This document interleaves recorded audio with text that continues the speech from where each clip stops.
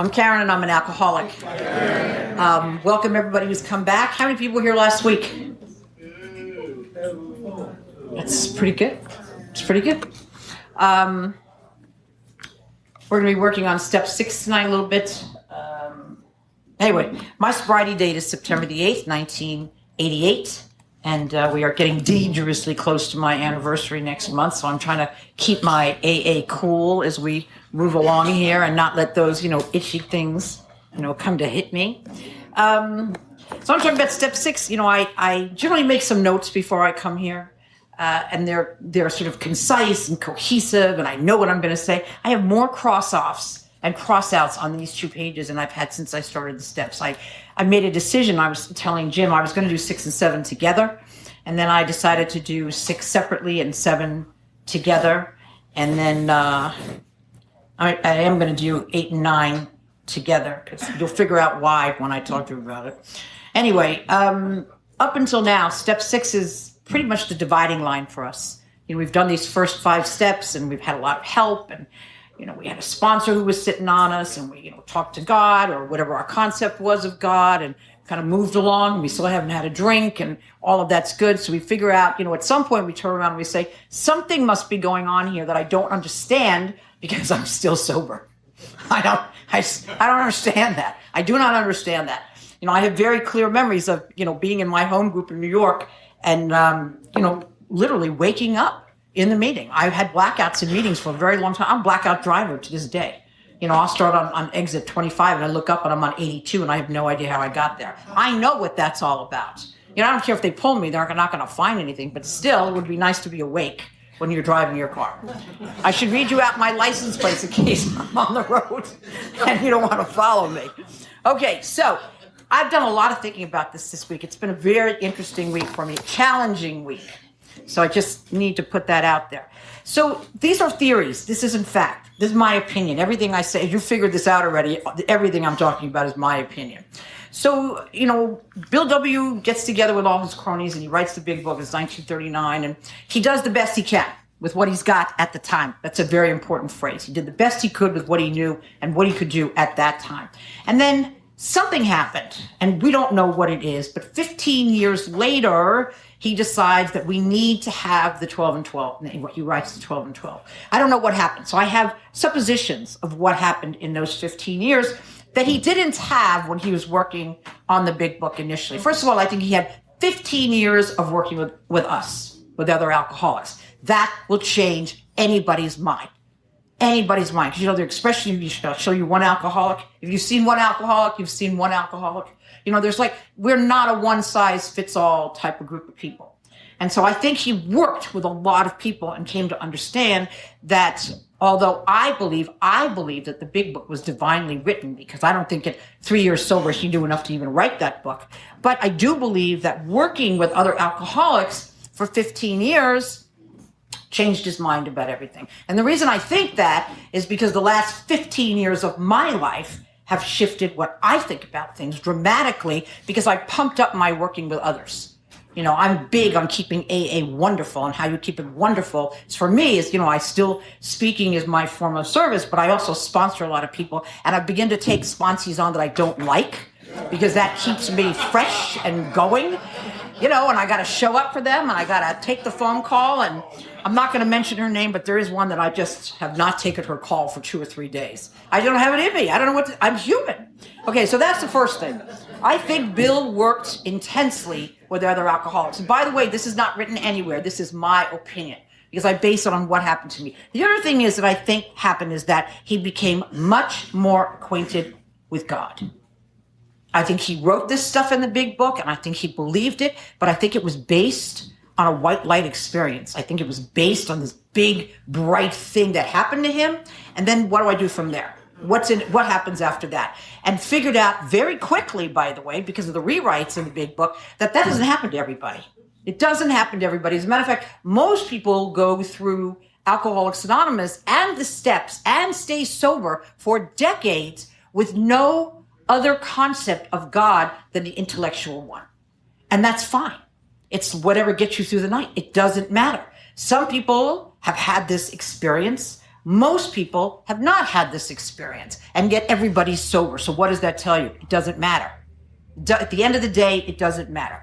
So the other thing that happened, and this is killer, by the way, the other thing that happened between the big book and the 12 of 12 is that the big book, and we're big on this phrase, this gets us out of all of our jams. It's progress, not perfection. Every time we screw up, that's what we say. It's progress, not perfection. And all of a sudden, all through the big book where it's talking about progress, it's not talking about perfection. And now we get flung into the 12 and 12, and your brand new sponsor says, I have a better way of doing the steps with you, and we're going to work it through the 12 and 12. And the only hitch is this book is based on perfection. That's a problem. For me, it's a problem. I couldn't stand the pressure of perfection. And if we accept all the premises of the sixth step, the whole thing is based on perfection. And that we're going to be perfect in God's eyes. And if you're an alcoholic like me, and I believe you are, that is one scary concept. How am I supposed to do that? The pressure of perfection was way too much for me, only because I always failed. It's not going to be a lot of pressure if you figure out how to do it. I haven't met anybody who has, by the way, but I failed, and I failed repeatedly at the most precious and big things that you could possibly fail at. I failed at marriage, and I failed at marriage 5 times. I'm a professional. But I failed at marriage each time, figuring that if I did something different, then something different would happen, and never understanding, and we're going to talk about this more in the 7th step, that every marriage, except for one, was predicated on fear. Never saw it. Never saw it. When you get to the 7th step, you're going to figure out almost everything we've done in our lives has been predicated on fear. And so the alcoholic's definition of perfection is what brought me down. You know, I had a sponsor who just kept bapping me on the head with this. He said, it is not about being perfect. It is not about being a perfect wife. It's not about being a perfect employee. It's not even about being a perfect friend. For an alcoholic, the definition of perfection is being painfully aware of my imperfections. Now that's profound, because when you are guided by that, you are living in this constant state of less than. And if you are an alcoholic like me, I drank so I didn't feel less than. So I was either equal with you or hopefully above you. And that's how I drank. So the beauty, though, of step 6, and this is the thing that we don't really remember, is that we don't actually have to do anything at all. That's the beauty of 6 and 7. And we'll talk about 7 next week, but in 6 this week, you don't have to do a thing. After you do your 5th step, you give all this stuff to God. Now it's his job to do it. So whatever concept you had of God that you had moving in for the first 5 steps, that's who you're going to give this stuff to. All these, quote unquote defects of character, or what's the other one? Shortcomings. Please do not get hung up on the terminology. This is Bill being clever. They are all the same thing. It's what these are the tools we use to get us out of crisis. That's every single thing that we find out about ourselves in the 4th and 5th step. Everything. Lying, cheating, stealing, manipulating. Every single one of these character defects that I found out about myself, I used to get out of crisis. And I am an alcoholic that lived in crisis. Clancy used to tell me all the time, he never met an alcoholic who would stand serenity more than 3 days. I understand that. I can't stand serenity more than 3 days, and I'm almost 37 years sober. After like 2.5 days, I got to be stirring up some shit in the back just so that I feel comfortable in my life. That's the bottom line. I have met some alcoholics that are like Zen, and they can do this. They're not my friends, by the way. I don't really hang out with them, but I know that they exist. Sometimes I hear tapes about them. I tend to fast forward those tapes, because when did the bad stuff happen? When did you react like I reacted? When were you an alcoholic like me? So in step 6, the beauty of this is that all we have to do is get out of self. And how do you do that? It's a thing. I don't know.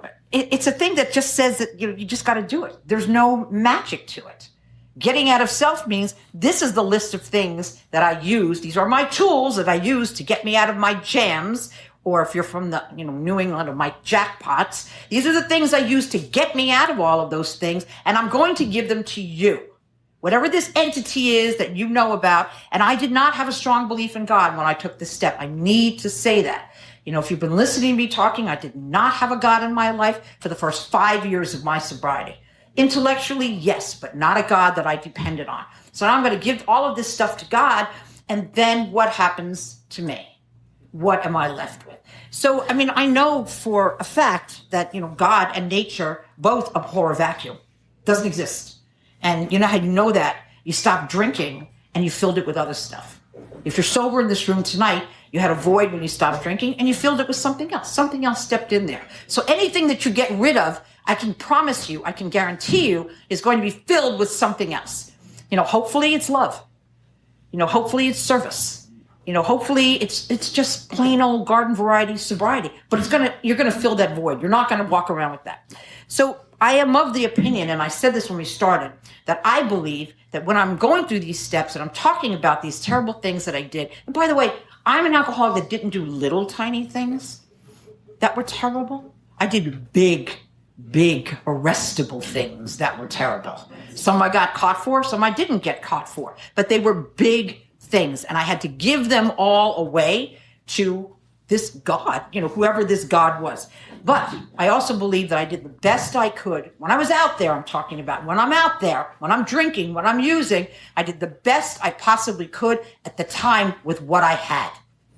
And that's very important for me to remember, because I'm an alcoholic. When I was 12 years old, I wanted to be 15. I said I was 15. When I was 15, I said I was 20. When I was 25, I said I was 35. Now that I'm 70, I kind of say I'm 55. And I absolutely know that when I'm 80, I'm going to love to tell people I'm 70. That's how we are. But that, as an alcoholic, is just an indication. It's a picture of how much I don't want to be here. How hard it is to stay in the present. How hard it is to just be here. I don't talk about this a lot because I'm fairly certain it will get me into trouble at some point. But for 15 years, I had a career in politics. Can you believe it? And so I loved my career in politics. And I worked presidential politics. And the reason I loved it so much is that I was never required to be where I was. I was always 4 years ahead. 4 years ahead, thinking 4 years ahead. And for an alcoholic, that is heaven. That's heaven, because I don't have to be where I am. You think about that. If we could have stayed where we were, doing what we were, we never would have had a drink. The reality is we don't know how to do that. So, I worked hard with my sponsor on this because I had a lot of stuff. And he did an exercise with me. I don't recommend it unless, you have this real trust with your sponsor. But after I wrote down all of the things and all of my tools that I had used, and they called them their defects, whatever you want to call them, but I wrote them down as my tools that I used to get me out of my next crisis, he labeled them all. And we made up imaginary badges for each of them, and he put the badges on me. And he said, I want you to wear this one. He says, here's a big one because you're a liar. And I want you to put, here's your badge for cheating. Here's your badge for sleeping with married men. And he says, I think you need a few more of those badges. That was my second career when I was drinking. I don't know what to say. And each one of these things, he put an imaginary badge on me. And we stood in front of the mirror, and he said, I want you to look at yourself, and I want you to see the badges that you're wearing, and then we'll work from there. And I looked in the mirror, and I said, Albert, I don't see them. And he said, neither does God. Amen. He said, now we're going to take these badges off of you one by one, and we're going to open the drawer to your coffee table, and we're going to put the badges in the table. All of the imaginary badges are going in the table, and this is where they're going to stay. And when you begin to work with other people, and that man or woman tells you what horrible thing they did, you're going to say, wait a second, hold on a second. And you're going to open up that drawer, and you're going to take out that badge, and you're going to say, I did this too. And I'm here today, and I'm sober today. And they will understand that whatever they did is okay. They did the best they could with what they had at the time. And the weird thing is I hate that coffee table. I just need to tell you, but I'm afraid to throw it out. I'm afraid to get rid of it. It's got like the best juju around. I just, I had a friend come who was at the house the other night. He's like, what is that on the corner of the table? I said, it's where the dog ate it. The dog's been dead for a long time. I'm afraid to get rid of the table because I'm afraid of what I'm going to throw out when I throw out that table. Anyway, I think this is my personal opinion. I think we do ourselves a disservice in this program when we compare ourselves with where we are right now in our work in AA with some imaginary goal that's out there. You understand what I'm saying? We don't even know what that goal is, but we're very busy comparing ourselves to where, you hear that expression, I'm not where I used to be, but I'm, what is that? I'm not where I want to be. That's bullshit. That is absolute BS. Where I am right now is 100% correct. Where I'm going to be in 2 weeks, I have no idea. And I learned this, and I think Bill learned this in the last 15 years of my sobriety. It took a long time. I went through a lot of trauma, a lot of tragedy, a lot of beauty. And what I've learned is that wherever I am today is good. It's good. And so if you, I don't know, I'm very old, so I want to say, does anybody remember who Kitty Carlisle is? Yes, okay. So she used to be a one-hand, an old guy over there. Let me tell you something. I pegged you before the meeting. So he's like sober 100 years and he's a dealer in the Hard Rock. He might be my sixth husband. You have no idea. Anyway, Kitty Carlisle was she was a TV personality. I mean, I've only ever seen her in black and white on TV, so that'll tell you how old, well, she's dead, but how old she was even then. And she used to say, I heard her on a talk show once. It's funny because I didn't know I was alcoholic. I heard her on a talk show and she got up and she said, you want to know what my routine is every day? Well, I wake up every morning, I look in the mirror, and I forgive myself for the mistakes I'm going to make that day. And I thought, how does she know she's going to make any? Because I'm the alcoholic. I'm the one that thinks I can go through a day perfectly. And, we know that that's never going to happen. Anyway, the point that I'm trying to make is that if we set this stage of this imagined landscape that we have to reach, we lose sight of the fact, it's so weird, that we're actually closer to it. We've lost that, not making sense, but if it's this goal that's down there and I keep comparing myself every 3 weeks or every month, I'm comparing myself to where I am as to where I want to be, I lose sight of the fact that I've actually moved closer. That I'm not where I was 3 weeks ago, that I'm not where I was 6 weeks ago. That is pure T alcoholism, because that always leaves me in a place of feeling less than. These are familiar feelings. So, oh my God, I'm on page 2. I'm very excited. I want to get back to the step for a second here. And I've said this many times in this series that I don't really care how you do these steps. I don't care, just because it doesn't matter at the end. It matters that you do them. But what really matters is what you do with yourself after you do them. What happens after you do this 6th step. And so how do we become entirely ready? Well, I answered that question very easily when I did the 6th step. I've never been entirely ready for anything in my entire life. So that gave me my out. I wasn't ready to get married. I wasn't ready to have a baby. I wasn't ready to go to work. I wasn't ready to get a job. The first real job that I had outside of politics, I decided to be a CEO, and I got a job as a CEO. I didn't know, what did that mean? I have no idea. I didn't even know how they hired me. But they hired me, and I'm in this office, and I thought, I know what I'll do. I'll move the furniture around so it looks like I belong here. I'm a furniture mover, so it looks like I belong doing what I'm supposed to be doing. But I have no idea how to become entirely ready. But I think it has something to do with talking to God. I think it has something to do with letting God know that you're doing the best you can with what you have at this particular moment, and where you are is good. We don't use that phrase with us. We don't talk about alcoholics as being good. I will say that, if you are sober as long as I am, I've been to many, many meetings where an alcoholic will invariably with time, unfortunately, a lot of time, get up there and say, I'm just as sick as I was on the day I walked in. We're just a bunch of sick alcoholics. That's the biggest lie you will hear at AA. There's not a person in this room, your shining, fabulous faces, there's not a person in this room tonight who's sick. Nobody's sick. You're well. You're going to be weller tomorrow, and you're going to be even more well than that the day after. But right here, right now, you are good. You are good.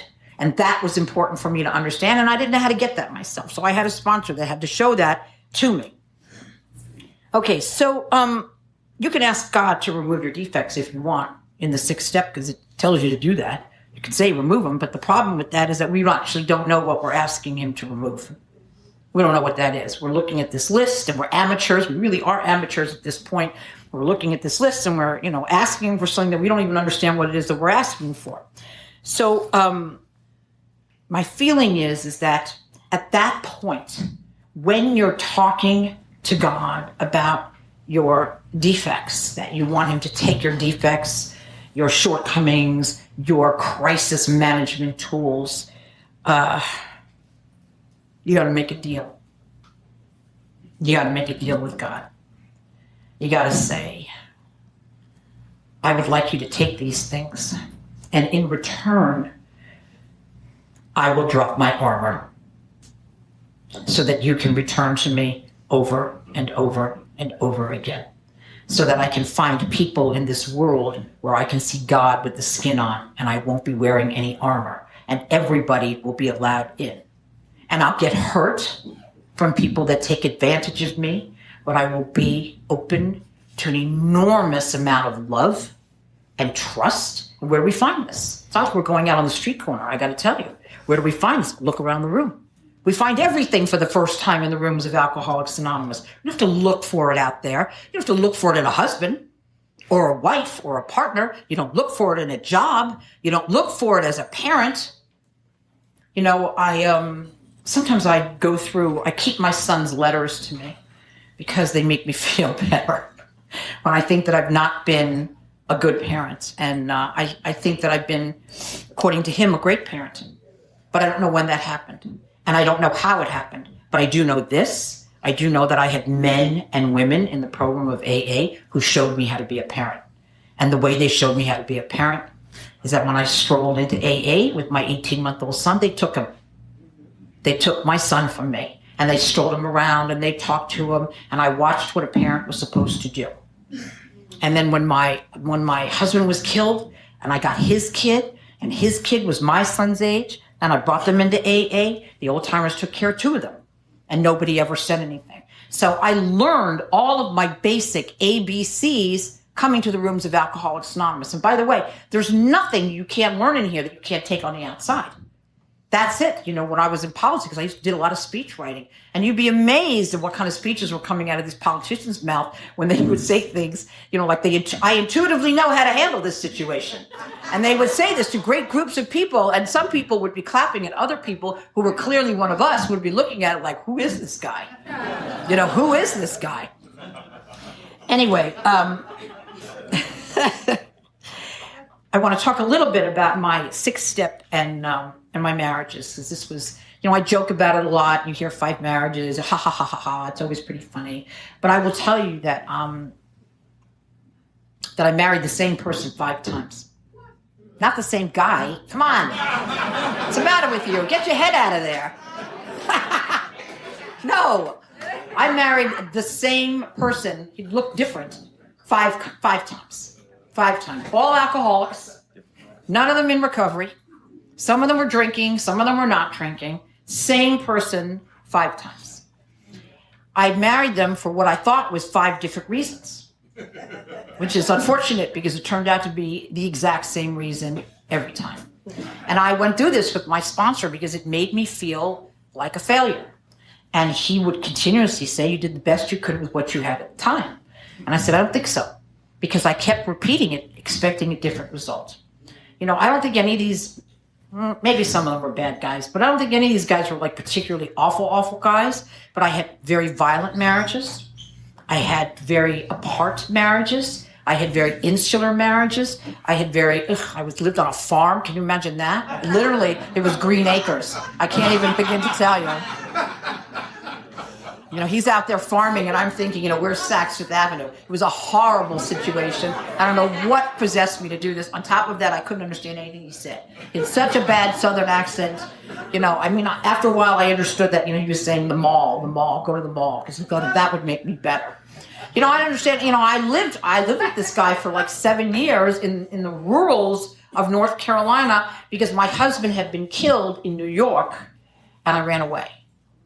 And I ran away where nobody would find anybody there, where nobody would find me. And I thought, this will cure me. He will not recognize me for the type of person I had become, which was a fear-based, pretty much crazy person. The only thing at that time that I wasn't doing was drinking or using. And of course, that didn't work out well. It had something to do with communication, I'm sure, because I didn't understand anything. I mean, they all had these very, very heavy Southern accents. I couldn't discern what the food was. Everything. I'm sorry if I'm offending. Everything looked slop. Like slopping on the plate. I didn't see. And plus, needless to say, my son and I were the only 2 Jews in the whole town. We were kind of like on the tour bus stop. When people would go through, they'd say, "That's where they live over there."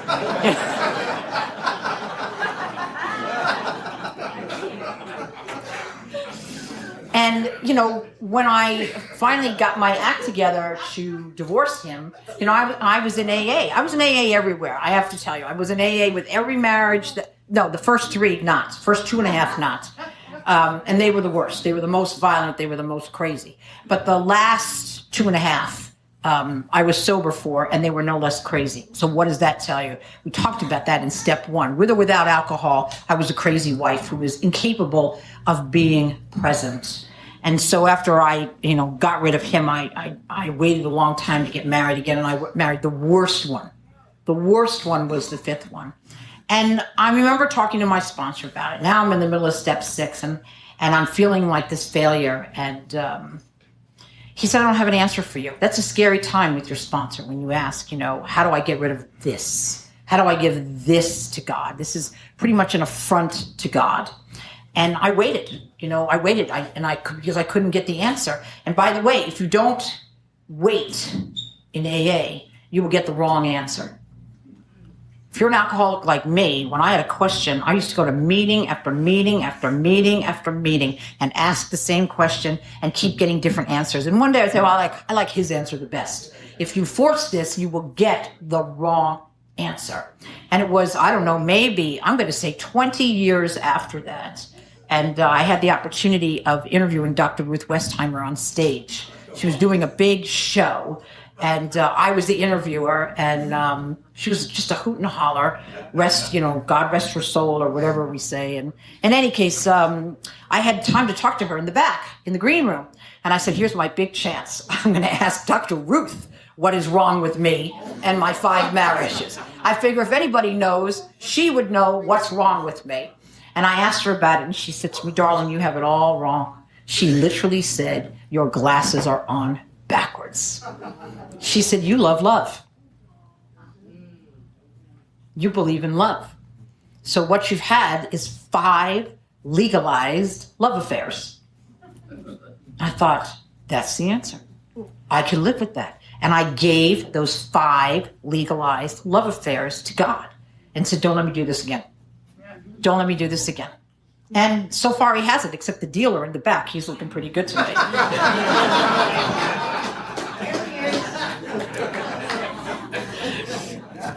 So, over the last 15 years, don't leave, okay? Just stay here.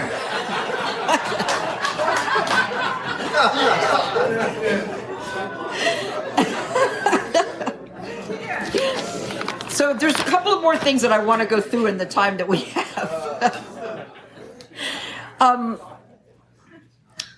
I think that we change so much over time that, I've said this before, I've only been through the steps once. That's how it was written for me. That's how it was written for Bill. But I've done the steps hundreds of times with sponsees and learned a lot about them as I went on. And one thing that I learned is that I think strongly that God wants us to keep trying. God doesn't want us to give up. I can't tell you what God's will is, by the way, but I know that God wants me to keep trying. And the reason I know that is because I think God loves me for the trying. If you try sincerely and you try from a place in your heart, I think you get God's love as you're trying. You may not succeed, but I think God loves me for the trying. And I was having a conversation with somebody, before the meeting, and it's been on my mind this week that I had an experience, a beautiful experience, which I won't get into the incidentals about. But, it occurred to me that in the beginning of the book, when we're reading, it says over and over again that we need to develop our own concept of God, our own concept of a higher power, because yours can't be mine. I have now come to understand that we also have our own concept of love. We have to come up with our own concept of love. Because what love looks like to me now, I guarantee you did not look like this 2 days ago. And so it's important, because these are things that are important in an alcoholic's life, as much as God and sobriety and staying sober and working the steps is love. We're here for the love. We're here for the hugs. We're here for all of that. But everybody in this room will develop their own concept of love. Because for me, it used to be a pair of diamond earrings. It's not anymore. And so think about that, because you'll all want your own concept of God at the same time, and you'll all want your own concept of love. So I think that God loves us for the trying. So I keep trying. But the one thing that I've learned from doing this step, the most important thing, if you take anything away tonight, is that being human is not a character defect. Being human is not a character defect. I will continue to make mistakes. I will continue to make bad mistakes. I will continue to have poor judgment, but I will keep trying. And if you keep trying, I can tell you that God loves you for the trying. Whatever happens on the other end. I like at the end of this step that they threaten us at the end of the step. I always think that's very effective for someone like me, because when I get threatened, I leave. But it threatens us. Literally, it says, delay is dangerous and rebellion may be fatal. I mean, he definitely did not mince words there, but he's threatening me. And it took me a while to figure this out. I mean, are they, what are they telling me here? That I'm going to die if I don't do this? No, pretty much die spiritually. I think what they're saying in step 6 is that that's the point where we recognize the difference between surrender and abandonment. That we recognize that surrender in the 6th step is not going to cut it. Because I'm a negotiator. That was on the list. I will negotiate a conditional surrender. And so I believe at the end of the 6th step, when I'm doing this, that this is about abandoning myself to God. Because God is going to only God is going to remove all of these things that I've used to cope with. These were my coping mechanisms. And what am I going to do? Make a surrender? I have to flail with open arms, and I have to abandon myself to God. And I have to know somehow what his will is going to look like for me. And so that's been a problem, because I have no idea. Never did, never will.